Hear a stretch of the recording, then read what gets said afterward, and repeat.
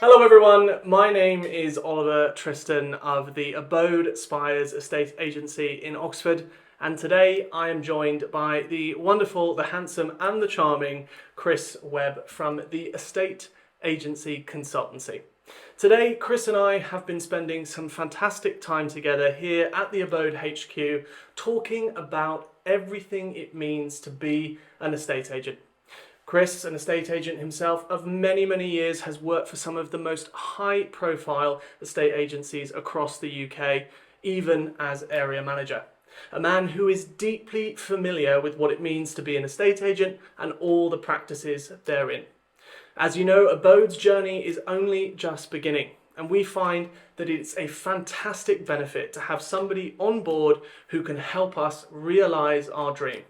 Whether it's something as simple as talking about scheduling or more complex, coming up with our own ethos and what brand our image represents, Chris is here to help. So he's joining me today. We're going to ask him a few questions, and hopefully anybody who's out there who's an estate agent or has a passing interest in these topics will find it useful. So keep on listening. Chris, hello. Thank you for the amazing introduction. Thank you very much. It's most welcome. I'm very, very pleased. So I'm just going to kick this off, and I would like to ask you, what do most people misunderstand about estate agent consultancy? Absolutely. So, estate agency, I think in itself as a core is quite misunderstood in the UK to start off with, which isn't a great foundation to build on. I think that I remember back my least favourite job, part of the job when I was an estate agent, was saying to people, I'm an estate agent. Unfortunately. The shame. Absolutely quite. When really, if you look at most estate agents in the UK, they're very hard-working, dedicated individuals who only want the best for their clients and for themselves as well. Yeah. So that's the kind of sweeping statement across the board. The misconceptions about consultancy is that it varies with regard to the individuals you deal with, obviously, about where their expectations about what you do for your business. Some people think you're going to come in the front door and do their job for them, which is one answer. That's not why you're... No, exactly. Yeah, I'm not hosting. Whereas other people have little expectation about what actually you can do for their business and why they should invest in someone to actually improve their business as well. Yeah. They'll be slightly more, not say short-sighted, but they'll focus on the here and today rather than focus on the future and down the line. Yeah, I know that a lot of estate agents that will be watching will be fairly familiar with the concept that as an industry, we have a very, very low per capita spend when it comes to marketing, when it comes to coaching and training. And talking from my background in both independent and corporate agency, having worked as a trainer for a large corporate, that I really do believe that we don't invest enough in our negotiators, whether that be the boys and girls on the front line, or indeed through management up into the upper echelons. So I can see how important it is to have someone like yourself as an asset who you can speak with, because estate agency can be quite lonely, I think. It's very, very competitive if you're in a geographical area. Yeah. People perceive you as competition. We're certainly not coming together around the round table to discuss what kind of problems and issues we're having or how we can solve them. So how have you found that this role varies from your previous role as an area manager? I imagine there's quite a lot of crossover. Yeah, absolutely. I'm very aware that with my current role, I'm 75% estate agent consultant, 25% counsellor, without a doubt. So, very large. I'm sorry for crying. There's a very large human element of it, and I'm very aware that lots of the clients I work with are either one-person bands or small teams. And I'm very aware that a part of my role is to support them, motivate them, push them in the right direction, and make sure they're doing what they should be doing. Because it actually, as you said, it can be a very lonely kind of role to be in. And as you correctly said as well, the investment that people have, not only in other people's businesses as well. So if you're a negotiator working with you, for example, my investment in you would be minimal if you're in the estate agency world. But actually people fail to invest in themselves, in their own business as well, which I always find shocking, and slightly more of a short-term plan, rather than actually going, right, actually any investment that I make in myself now is going to pay dividends down the road. Yeah, I had a particular manager, Stuart, from Jackson Stops and Staff, not that you're watching because you're ancient, love you though, and he had a saying that I think a lot of people in a estate agency end up talking about, which is, do you have a year of experience? Do you have 30 years of experience, or is that 1 year that you've repeated 30 times over? And I think there are a lot of small to medium business owners who become the bottleneck Yep. to their particular brand or to their particular business. They get to a point where they start making assumptions all the time about whether things can or can't be achieved in their area. As a trainer for a big corporate, it was one of my biggest pushing points to get people to increase their fee, push past 1% up to 2%, which people are probably looking at me now thinking it's insane or impossible. But whether I was up in the north or in the south, I'd hear the same thing. Yep. It's just not possible here, when actually the data behind the scenes was telling me it absolutely is. Yep. Bearing in mind that we are the lowest paid agents as a percentage in the world. We look at America, 5 to 10% buying, selling side. Even across Central Africa, they are making more in terms of the percentage that they're taking home. Yep. And to that effect, we end up devaluing ourselves, devaluing our service. Interestingly, from who you work with, or perhaps your experiences with other companies, brands, or even just observations, what do you think are two of the most crucial mistakes that you see happening over and over again in the first 1 to 3 years of business? Yep, I think first mistake is when people first launch their estate agency business, they underestimate the amount of work they're going to need to make an impression, and the amount of marketing and consistent marketing they need to get out there for people to actually even know who they are. Yeah. You know, we sort of talk about it all the time. People say, "Oh, that's an overnight success." Well, actually, look historically, that company's been going for 5-10 years beforehand. Yeah. Just it's an overnight success because you heard of them yesterday. So that is probably the biggest mistake that people make when they first start off. They don't realise the amount of commitment they're doing it. And also, when you first start, I mean, an estate agency business or any other business as well, you've got multiple plates in front of you. Yeah. Do I spend my time focusing on admin? Do I focus on lead generation? Do I focus on my marketing side? Where do I focus my time to start off with, and what plate should I focus on? And ultimately, the mistake that people the mistake they make is they don't focus on the things that are going to get the phone ringing in their business to start off with. Yeah. Because the rest is, you may want to deliver the best possible customer service in your estate agency business, but if you've got no customers, Doesn't matter. you're stuffed. You can be the best kept secret in the world, but if you've Yeah. got no one working in your business and no one selling their properties, what have you got? So let's worry about the here and now to start off with, and that is get some clients, get the phone ring, do a brilliant job for those clients you take on board, Yeah. and then the rest will follow from there. Yeah. I know from my experience over the last year, the vanity projects Yep. are a lot of fun, the Yep. branded clothing, Yep. the business cards, and you can get stuck in myriad different activities, even the likes of shooting this video. Yep. It's really, really fun, but when you get down to it, you do have to focus on that Yep. core of what is going to bring clients in, what is going to make your money. And even if you have that first step figured out, which is, I know who I am, I know what my brand is, I know who my customer is. We even talked about it today. One of the reasons that Chris was here is because although we have a great idea of who we are as a company and what we represent, we really did need some help on focusing in, getting some structure, and figuring out what activities are the most important to be done consistently. I know a good friend of mine, Perry Power, always talks about the need for an absolute pinpoint schedule. It's something that we went through today, and I'm really glad for it, because moving forward we've got a much better structure. But in actuality, it's very, very true. If you are starting a business on a shoestring budget, or you have a good amount of money behind you, it's actually figuring out, bang for buck, where are my inquiries coming from, and not spreading yourself too far, not picking up too much, and actually focusing in. So people that are struggling with that, people that might be watching thinking, God, yeah, actually, I feel like I'm spinning too many plates. What's the best thing that you can say to them today that they can walk into their business tomorrow and put into practice, and it's going to save them a lot of hassle and get them in the right direction? Yep. So this is when you look at sort of your boss versus employee mentality in your business. So if you're a one-person band, for example, you are both the boss and the employee as well. So the boss makes the high-level decisions of, we need to do X, Y, and Z for the business to do well, and the employee then needs to go out and do it. What you find in lots of businesses, there's actually a misbalance between those two positions. And either they're making a lot of decisions and saying we should do this and we should do that, but nothing ever happens, or they're like headless chickens just running around with no plan behind the scenes, and they just do, and hopefully something will stick. So it's about actually, if you sat down with your internal boss and said, what do I actually need to do to make my business grow? You probably know the answer. Yeah. Do you want to listen to the answer? No. If I said to you now, for example, what do you need to do to get more instructions and more phone calls in the office? You would go, right, I can do this, and this. Do you want to do it? That's a different question. Yeah. But you know the answer almost straight away. The same way if you said to me, Chris, I need to lose weight. What should I do? And I go, Yeah. eat better, go to the gym Yeah. more, and eat some vitamins. Great. the I could have told you, obvious answers. I've got no degrees in personal training in any way, shape, or form. I just know that's the answer. It's very similar in the estate agency world. You know, Yeah. if you're truthful with yourself and go, I want to grow my business, what are the jobs I need to do? Yeah.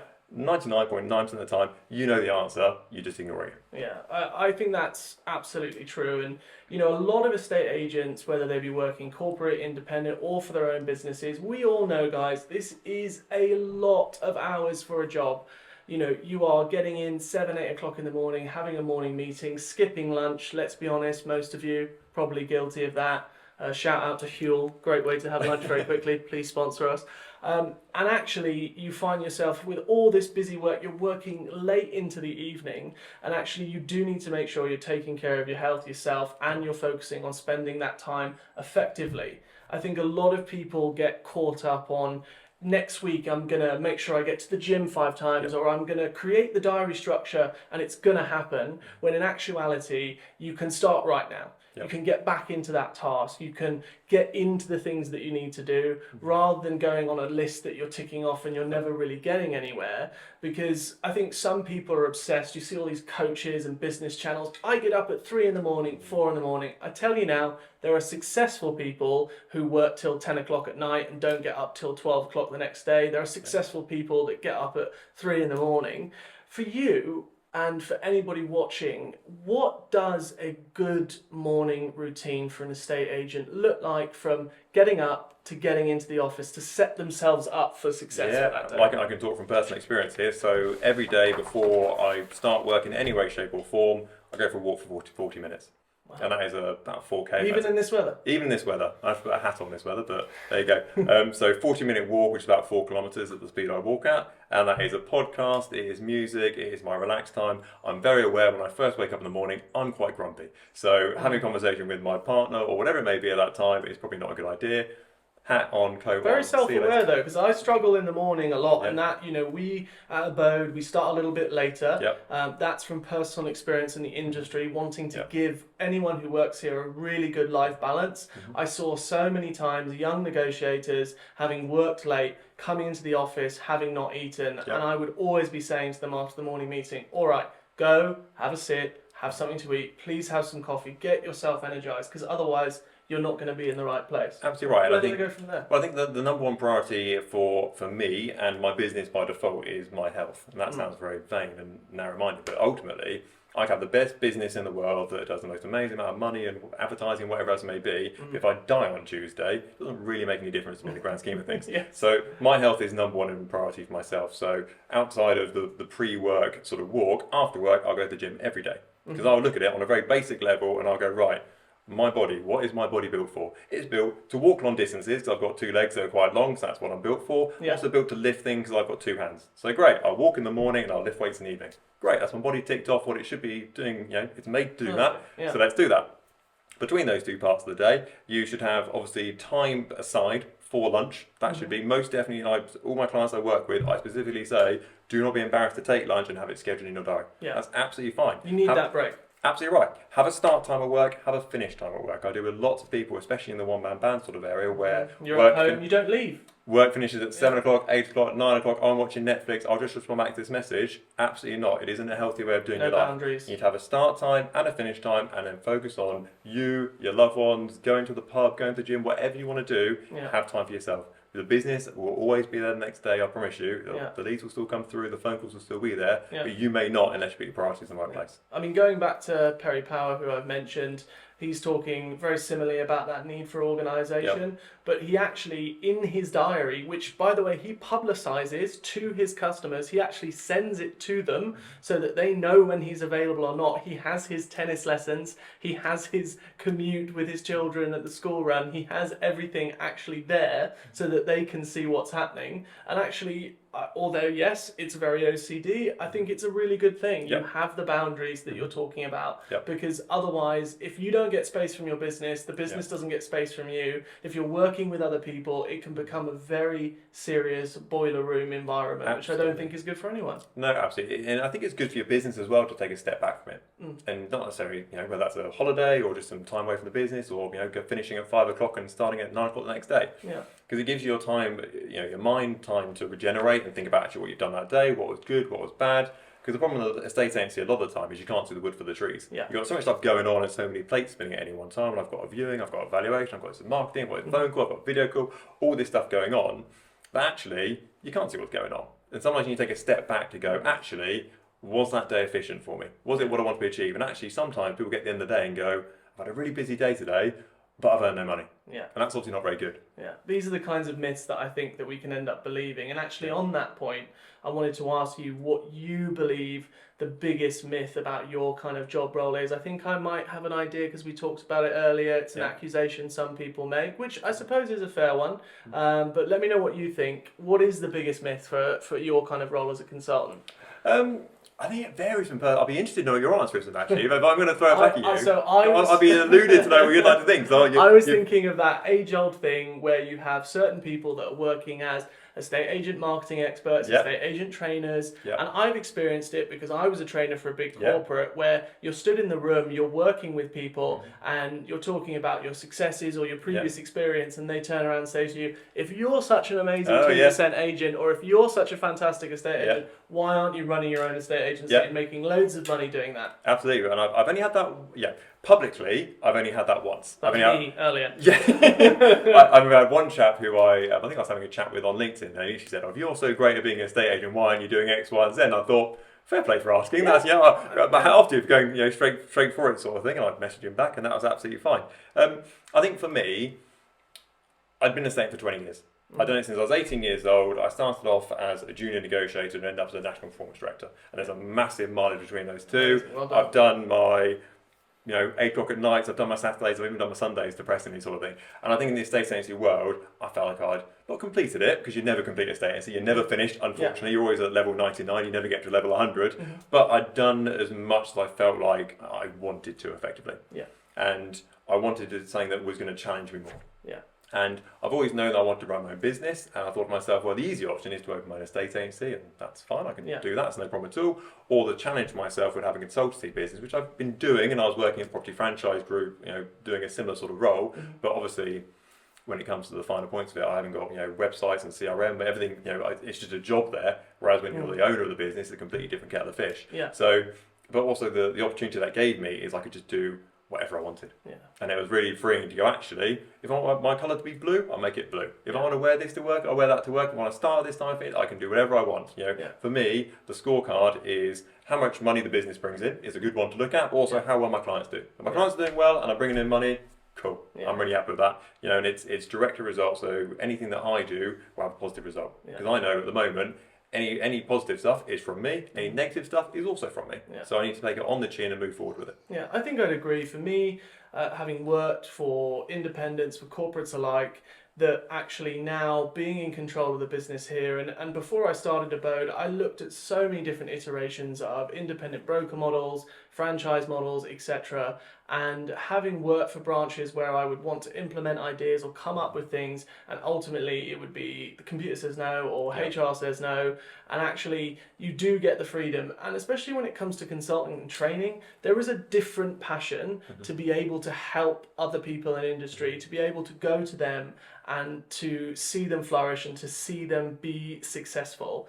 And I really think that for someone like yourself, and I can say from personal experience today, that it's been absolutely phenomenal having somebody in the business who can be completely non-biased, tell us where we're going right, where we're going wrong, and have that person almost as a friend, rather than as we've all experienced, the managerial, elite above us constantly berating us on the phone in the morning meeting because we haven't hit the targets. Whereas here we have such a more collaborative place.